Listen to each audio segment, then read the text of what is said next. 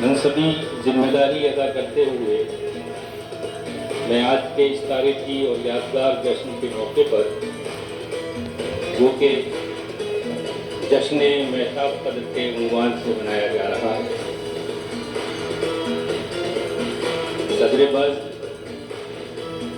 مہمان خصوصی، مہمان شعراء و شاعرات، مقامی اہل سخن، معزز سامعین اور بعد و پہلے جدہ، آپ سب کی تشریف آوری ہمارے لیے باعث صد افتخار ہے۔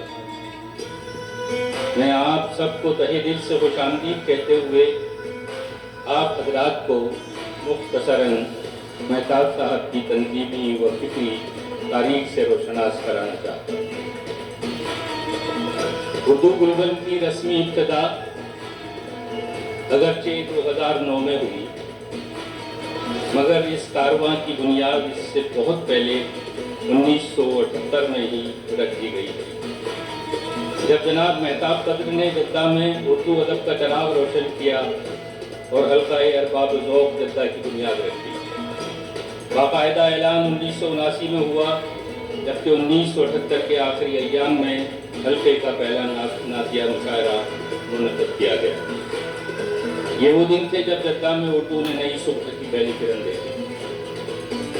مہتاب قدر صاحب کا اردو اور انٹرنیٹ سے تعلق بھی بے مثال ہے۔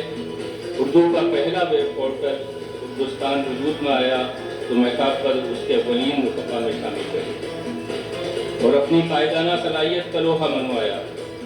بعد ازاں امریکی تنظیم اردو بندھن نے انہیں ویب ماسٹر کے منصب پر فائز کیا اور یہ سلسلہ کئی برس جاری رہا۔